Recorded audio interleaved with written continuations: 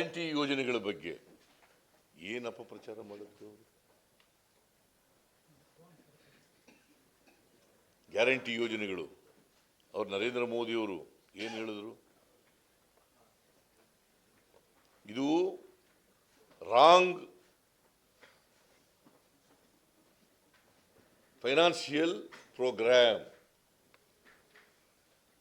It is wrong financial program.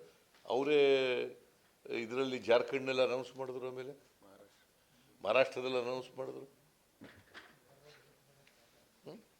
ಆಮೇಲೆ ಇನ್ನೂ ಎಲ್ಲಿವರೆಗೂ ಹೋದ್ರು ಅಂತಂದ್ರೆ ಅಡ್ವರ್ಟೈಸ್ಮೆಂಟೇ ಕೊಟ್ಬಿಟ್ರು ನಮ್ಮ ಮೇಲೆ. ಮಹಾರಾಷ್ಟ್ರದಲ್ಲಿ ಜಾರಿನೇ ಆಗಿಲ್ಲ ಅಂತ. ಜಾರಿ ಆಗಿಲ್ವಾ? ನೀವು ಹೇಳಿಯಪ್ಪ. 5 ಗ್ಯಾರಂಟಿಗಳು ಜಾರಿ ಆಗಿದ್ದವ ಇಲ್ವಾ? ಜಾರಿನೇ ಮಾಡಿಲ್ಲ ಸಿದ್ದರಾಮಯ್ಯ ಅಂತೇಳಿ ಮಹಾರಾಷ್ಟ್ರ ಗೌರ್ಮೆಂಟು ಅಡ್ವರ್ಟೈಸ್ಮೆಂಟ್. ಅದು ಅಲ್ಲದೆ ಇನ್ನೂ ಒಂದು ಹೇಳಿದ್ರು, 700 ಕೋಟಿ ರೂಪಾಯಿಗಳನ್ನು ಎಕ್ಸೈಸ್ ಡಿಪಾರ್ಟ್ಮೆಂಟ್ನಲ್ಲಿ ಕಲೆಕ್ಟ್ ಮಾಡಿ ಚುನಾವಣೆ ಕೊಟ್ಬಿಟ್ಟವ್ರೆ ಮಹಾರಾಷ್ಟ್ರಕ್ಕೆ.